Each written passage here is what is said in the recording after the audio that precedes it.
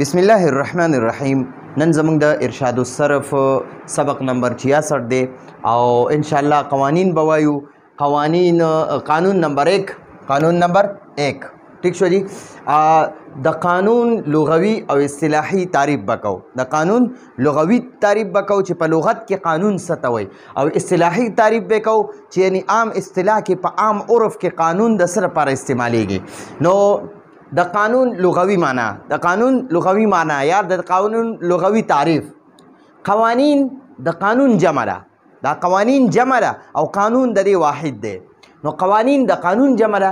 او قانون په لغت کې مستر کتاب ته وایي. کتاب د کاتب جمع ده، د کاتب یو جمع راځي کتابم. کتاب معنی نه کاتبین لیکونکي، د لیکونکو. او مستر چې مستر پیمانې ته وایي. فوټه نه وي، فوټ خلک داسې کېږي په هغې باندې کرښه داسې وخي چې زمانه دا کرښه کږه نه شي. نو قانون په لغت کې مستر کتاب ته وایي. مستر کتاب یعنی د کاتبینو پیمانه، د کاتبینو پیمانه یعنی د کاتبانو پیمانه. یعنی څنګه چې کاتبین لیکونکي، کاتب لیکلو والا ته وایي، څنګه چې کاتبین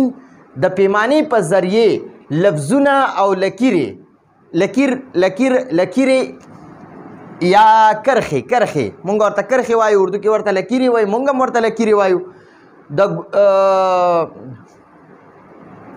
د کوږوالي نه بچ کوي. لکه څنګه چې کاتب نه دی، کاتب هغه کرښه وخي نو هغې لپاره پیمانه استعمالوي. یا بعض لفظونه داسې وي چې هغې لپاره یو هغه لفظونو د کوږوالي نه د بچ کېدلو لپاره دا پیمانه استعمالوي. همدغه شان قانون هم طالب علم په صیغه کې د غلطۍ نه بچ کوي. دا قانون چې دی دا یو طالب علم په صیغه کې د غلطۍ نه بچ کوي. طالب علم چې قانون کم استعمالی کنه په صیغه کې، نو دا بیا د غلطۍ نه بچ کیږي. نو څنګه چې د قانون لغوي معنی سره مستر کتاب د کاتبینو د لیکونکو خلکو پیمانه.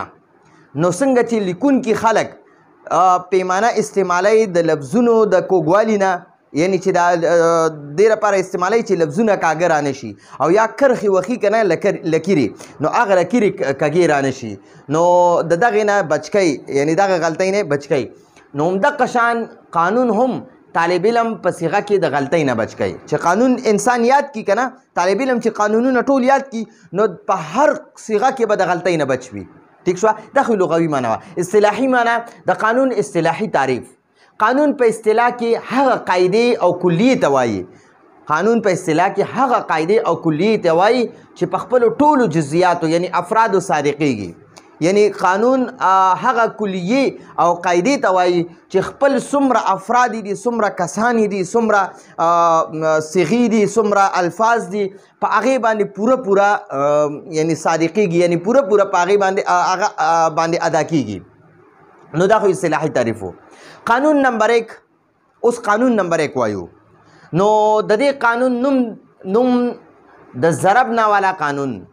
نمبر 1 دی. د دې قانون نوم سره د ضربنا والا قانون نمبر 1. ضربنا قانون نمبر 1. د ضربنا قانون نمبر 1. د دې ضربنا 2 قانونونه دي. نو یو قانون نمبر 1 دی. ضربنا 2 قانونونه دي. یو قانون دا دی چې 2 علامت تانیث نه وي، د تانیث 2 علامتونه په فعل کې مکمل ناجایز دي. او په اسم کې اعلی جایز دي، کله چې دواړه د یو جنس نه وي، یعنی دواړه یو شانتي نه وي، نو بیا جایز دي. نو دا خو پکې د دې یو حکم و. او دویمه خبره چې د قانون دویم نمبر قانون چې دی که نه، د ضربنا دویم نمبر قانون، د هغه به انشاءالله موږ په بل درس کې وایو. خو فی الحال دومره یاد کړئ چې ضربنا دویم نمبر قانون دا دی چې 4 حرکات مسلسل په یوه صیغه راتلل هغه جایز نه دي. ټیک شوه؟ نو ځکه ورته قانون نمبر 1 وایي، د ضربنا قانون نمبر 1. ټیک شوه؟ اوس خلاصه یاده کوي. خلاصه د دې قانون دا ده، د دې قانون خلاصه دا ده چې د تانیث مؤنث ته وایي. مؤنث چې د مؤنث 2 علامتونه په فعل کې مطلقاً منع دي، یعنی مکمل منع دي. بالکل ناجایز دي بالکل ناجایز دي. د مطلقاً مطلب دا دی مطلقاً مطلب څه دی چې دا د تانیث علامتونه دا د مؤنث علامتونه که د یو جنس وي یو جنس معنی د یو شان حروف وي لکه دوه تاګانې یا دوه یاګانې رالی نو دا دوه تاګانې د علامت د مؤنث علامات دي یا دوه تاګانې دي دا هم د مؤنث علامات دي یا دوه نونونه رالل دا هم د مؤنث علامات فرض کدي نو ګوره دا دوه نونونه رالل نو دې ته د یو جنس وایي او که یو تا د یو نون دی نو دې ته جدا جدا جنس وایي جدا جدا جنس وایي ٹھیک شوه نو اوس وایي د تانیث دوه علامتونه په فعل کې مکمل مطلقاً معنی ده په هر قانون په هر لحاظ سره په هر لحاظ سره جایز نه دي منع دي. د مطلقاً مطلب دا دی چې دا د تانیث علامتونه دا د مؤنث علامتونه د یو جنس یعنی یو شان وي او که د یو جنس نه وي که یو شان وي او که یو شان نه وي خو دوه علامتونه د تانیث نه دي د مؤنث دوه علامتونه په فعل کې بالکل ناجایز دي بالکل حرام دي بالکل یعنی منع دي که هغه یو شانتي وي او که جدا جدا دي خو دوه علامتونه به په فعل کې په یو صيغه کې نه استعمالیږي د تانیث دوه علامتونه په فعل کې د تانیث دوه علامتونه د یو جنس په کلام عرب کې هو بالکل نشته چې لکه یو شان دوه علامتونه یې لکه دوه تاګانې رالي یا دوه یاګانې رالي نو دا خو په کلام عرب کې بالکل نشته په فعل کې په اسم کې شته خو په فعل کې نشته او د جدا جنس علامتونه شته دی لکه ضربنا نه دی ضربنا دا د فعل ماضي شپږمه صیغه ده جمع مؤنث غایب ضربنا شپږمه صیغه ده د جمع مؤنث غایب چې په اصل کې ضربتنا دی دا په اصل کې څه ضربتنا و دا ضربنا په اصل کې څه ضربتنا ځکه و چې دا جمع مؤنث غایب صیغه چې ده دا د واحد مؤنث غایب صیغې نه جوړ شوی دا د څلورم نمبر صیغې نه دا شپږمه نمبر صیغه جوړه شوې ده نو ګورې دا قانون دی چې جمع نه ده جمع دا همیشه د خپل واحد نه جوړیږي نو د دې ضربنا واحد چې دی ضربت دی ضربت نو دا ضربنا چې دی دا د ضربت نه جوړ دی د ضربت نه جوړ دی چې د تانیث دوه علامتونه جمع شول ګورئ یو دا تا علامت د تانیث جمع شو او یو دا نون دی نون ضمیر نون مفتوحه دا دواړه علامتونه جمع شو په فعل کې یو تا ده ګورئ دا تا دا چې کوم ما تاسو ته دلته کې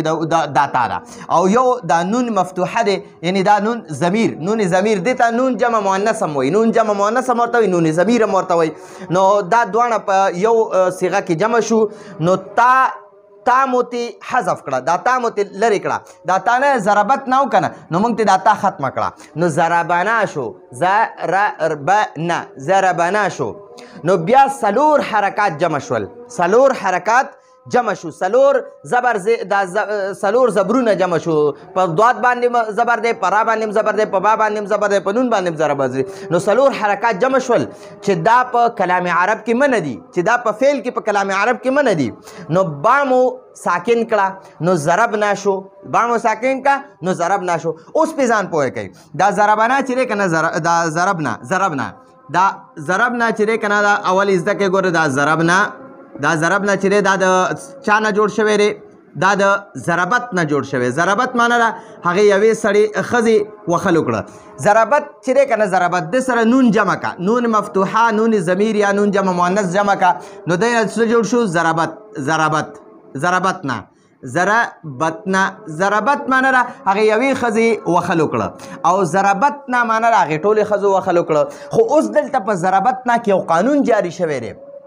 قانون دا دی چې په فعل کې دوه د تانیث علامتونه مکمل منع دي یو ګورئ په ضربت کې دا تا چې ده که نه دا د مؤنث علامت دی دا تا سره دا د مؤنث علامت دی او یو دا نون مفتوحه چې دی که نه دې ته نون جمع مؤنث هم وایي او نون ضمیر هم ورته وایي نو دا نون ضمیر یا نون جمع مؤنث او یو دا تا دا دواړه په دې ضربت نه کې جمع شو که نه دواړه جمع شو نو اوس پتې دا تا مونږ ختمه کړو دا تا به مونږ حذف کړو نو بیا به مونږ سره څه پاتې شي ضربنا نو اوس دا نون جمع مؤنث نه دی دا نون جمع مؤنث یا دا نون ضمیر یا دا نون مفتوحه یا دې ته نون مفتوحه هم وایي نون جمع مؤنث هم ورته وایي نون ضمیر هم ورته وایي نو دا نون ضمیر یا نون جمع مؤنث دا د ځان نه مخکې حرف ساکن غواړي دا وایي زما نه مخکې حرف به ساکن وي زه به اله قبلوم چې ساکن نه وي هغه زه نه قبلوم نو دا به هم ته ساکن کړه نو د ضربنا نه څه جوړ شو ضربنا نه څه جوړ شو ضربنا دغه شان فتحنا دی فتحنا معنا راغی ټولو ښځو کولاو کړه نو دا فتحنا چې دی دا د فتحت نه جوړ شوی فتحت معنا راغی یوې ښځې کولاو کړو دا د څلورمه صیغه ده د دې سره به مونږ نون ضمیر جمع کو نو ټیک شوه دا به څه شي فتحتنا دا فتحتنا شو فتحتنا نو په دې فتحتنا کې بیا د ضربنا قانون نمبر 1 جاری شو قانون نمبر 1 سره چې دوه علامتونه یو علامت د تانیث د تا ده یو علامت د نون دی نو دا دوه علامتونه په فعل کې جمع شو دا مکمل ناجایز دي مکمل حرام دي ٹھیک شو نو مونږ ته دا تا حذف کړه نو دې نه څه جوړ شو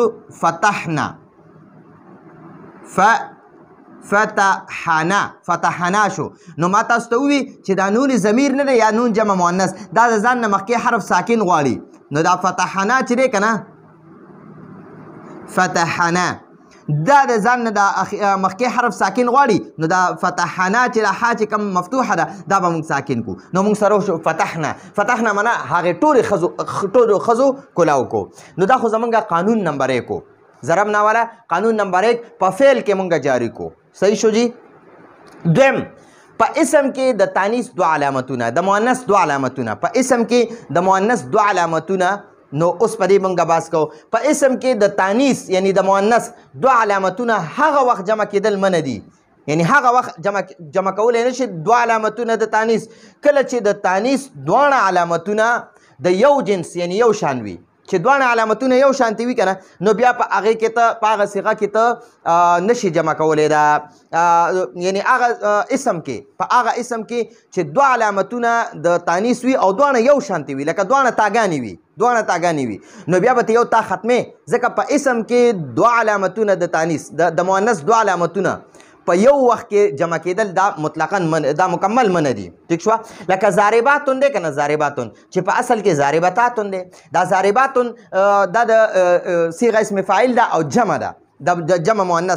مؤنث ده صیغه اسم فاعل ٹھیک شوه نو دا اصل کې د ضاربتون نه جوړ شوی دی ضاربتون دا اصل کې دی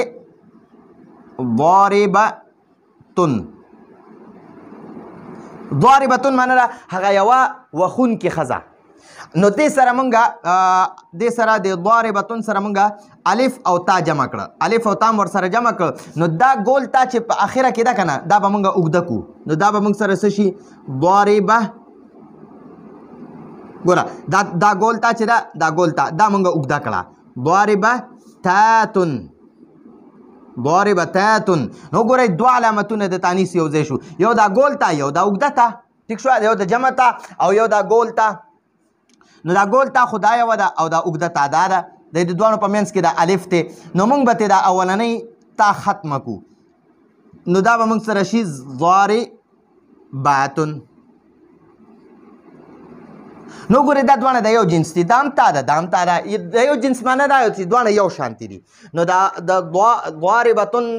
سره مونږ الف او اوږده تا جمع کړه د جمع دپاره نو ضاربتاتن شو ضاربتاتن هم د اول تا دواړه د مؤنث علامتونه جمع شو او دواړه یو شانتي دي او اسم دی دا اسم دی نو دا هم تا ده او دا دویمه دا مونږ چې کومه الف او تا ورسره ولګوله اوږده تا نو دا هم تا ده نو دا دواړه تاګانې د مؤنث دي دا دواړه یو د جمع مؤنث یعنی دا د جمع مؤنث ته دا اوږده تا او دا یو ګول تا چې دا د صیغه اسم فاعل خپله د مؤنث واحد مؤنث هغه ګول تا ده نو دا دواړه تاګانې جمع شو دواړه د یو جنس دي نو مونږ ته دا اولنۍ تا ختمه کړه نو دا الف هم د با سره ولګو نو ضارباتن شو دا ضارباتن معنا هغه ټولې وخونکې ښځې نو دغه وایي که د یو جنس وي لکه ضارباتن چې په اصل کې ضاربتاتن و او که چرته د تانیث دواړه علامتونه د جدا جنس وي د جدا بیل جنس وي یعنی بیل حرف وي دواړه یو شان نه وي نو بیا یې جمع کېدل جایز دي لکه ضربیاتن چې دی که نه ضربیاتن چې په اصل کې د ضربه دا د صیغه اسم تفضیل دا د مؤنث واحد مؤنث د دې نه مونږ جمع مؤنث جوړه کړه صیغه اسم تفضیل ضربیاتن نو دا ضربیاتن چې په اصل کې ضربه دی ټیک شوه نو یو علامت پکې دا تا ده دا اوږده تا ټیک شوه او دویم علامت پکې الف مقصوره دی الف مقصوره چې دا الف مقصوره مونږ په یا سره بدله کړه یعنی د دې الف مقصوره نه مونږ یا جوړه کړه یا هم ترې جوړه کړه دا یا مفتوحه هم ترې جوړه کړه دا الف مقصوره مونږ په یا مفتوحه جمع بدله کړه په یا مفتوحه بدله کړه دا ورسره ولیکئ ښه په یا مفتوحه باندې بدله کړه ټیک شوه چې دویم علامت پکې الف مقصوره دی یا مفتوحه چې په یا مفتوحه هم بدله کړه چې په یا مفتوحه بدله کړه یا مفتوحه مو بدله کړه صحیح شوه نو لکه اوس دا ګورئ اصل کې دی دا زوربا دی دا زوربا سره مونږ الف او تا جمع کوو د جمع دپاره الف او اوږده تا جمع کوو نو دا الف مقصوره چې دی که نه الف مقصوره زایده دا به اوس مونږ په یا سره بدله کړو یا مفتوحه سره بدله کړو نو دا به مونږ سره شي زربه او دا الف مقصوره چې دی دا به په یا مفتوحه باندې بدله شي یا مفتوحه شوه او دا الف او اوږده تا هم ورسره ولګوه زربیاتن نو ګورئ په دې زربیاتن کې یو دا یا ده چې په اصل کې دا الف مقصوره دی او یو دا تا ده نو دواړه د مؤنث علامات دي خو دا یا بیل دغه دی دا یا چې دی دا بیل حرف دی او تا بیل حرف دی دواړه یو شان حروف نه دي دواړه تاګانې نه دي یا دواړه یاګانې نه دي نو اوله یا ده دویم تا ده نو دا بیل حروف دي دواړه یو شان حروف نه دي دواړه تاګانې یا دواړه یاګانې نه دي نو اوس دلته کې په دې کې دا دواړه د تانیث علامتونه جمع کېدل جایز دي ګورئ بیا یو ځل په اسم کې واورئ په اسم کې دوه علامتونه د تانیث د مؤنث دوه علامتونه هغه وخت منه دي کله چې دا دواړه علامتونه د یو جنس وي یعنی یو شانت وي لکه ضارباتن چې دی دا په اصل کې ضاربتاتن شو نو دا ضاربتاتن کې یو تا ده یو تا ده دا دواړه تاګانې یو شانت دي که نه دې ته مونږ د یو جنس وایو دام تا ده نو د دوو تاګانو ته مونږ وایو دا د یو جنس دوه علامتونه دي دا د یو جنس دوه علامتونه دي او دا دواړه تاګانې د تانیث تاګانې دي نو دې کې دا اوله تا مونږ حذف کړه نو ضارباتن شو ټیک شوه او دویمه خبره چې کله د بدل جنس وي لکه دواړه یو شان حروف نه وي د تانیث علامتونه دواړه وي خو دواړه یو شانتې نه وي یو یا وي یو تا وي نو دغه وخت کې دواړه جمع کېدل هغه جایز دي دغه وخت کې به یو حذف کول دا جایز نه دي لکه یو به حذف کوي او بل به پرېږدي داسې نشي کولی دواړه به پرېږدي په دغه وخت کې به دواړه پرېږدي لکه زربیاتن ټیک شوه نو نصره دی نصره نون صاد را دا دی ګورئ ورته نصرا نو ګورئ دا نصرا چې دی د سره زه الف او تا جمع کوم د نه زه جمع جوړوم نو دا به موږ سره شي نصرا دا الف مقصوره چې دی دا به په یا مفتوحه سره بدله شي او دا الف او تا به ورسره جمع کړي نصریاتن نو ګورئ دلته کې اوس دا یو یا ده علامت تانیث دا بل تا ده علامت تانیث دواړه د مؤنث علامتونه دي خو دواړه جدا دي دواړه یو شانتې نه دي یو تا ده یو یا ده دواړه تاګانې نه دي نو دې وخت کې دا نصریاتن کې دا دواړه علامت د تانیث چې دا جایز دي دا پکې جمع کېدل جایز دي خو چې کله دواړه یو شانتې وي که نه دواړه علامتونه د تانیث په یو اسم کې یو شانتې وي نو بیا به هغه جایز نه دي لکه ضاربتاتن دا ضاربتاتن کې به دا دواړه تاګانې د تانیث علامتونه دي او دې کې به دا یو تا ختمه کې نو ضارباتن به کې او دا نصریاتن نه دی نصریاتن په دې کې یو دا یا د تانیث علامت دی د مؤنث علامت دی یو تا د مؤنث علامت دی خو دواړه بدل دي دواړه یو شان حروف نه دي د یو جنس نه دي یعنی یو شان نه دي نو دا دواړه په دې کې جمع کېدی شي خو په فعل کې نه د یو جنس یعنی دوه علامتونه د یو جنس نشي جمع کېدی او د جدا جنس هم نشي جمع کېدی او په اسم کې دواړه علامتونه که یو شانتې وي نو بیا نشي جمع کېدی یو به بیا حذف کې او که دواړه علامتونه د تانیث هغه جدا وي یعنی یو یا وي یو تا وي نو بیا جمع کېدی شي دا جمع کېدل بیا جایز دي او اوس د دې خلاصه اول وورئ په فعل کې د تانیث دوه علامتونه مکمل ناجایز دي، جمع کېدل پکې مکمل ناجایز دي. که دا دواړه علامتونه یو شانتي وي او که جدا وي، خو دواړه علامتونه په فعل کې جمع کېدل دا مکمل ناجایز دي، مکمل ناجایز دي، که د یو جنس وي او که د جدا جنس وي. او په اسم کې که دواړه د مؤنث دواړه علامتونه هغه د یو جنس وي یعنی یو شانتي وي، نو بیا په اسم کې دا نشي جمع کېدی، یو به ترې حذف کې. او که دواړه علامتونه د تانیث په اسم کې د جدا جدا جنس وي، نو بیا پکې جمع کېدی شي، دا جمع کېدل پکې بیا جایز دي، جمع کېدل پکې بیا سری دا جایز دي. نو دا زمونږ د دې قانون خلاصه وه. دا زمونږ اول نمبر قانون و. انشاءالله کوشش وکړو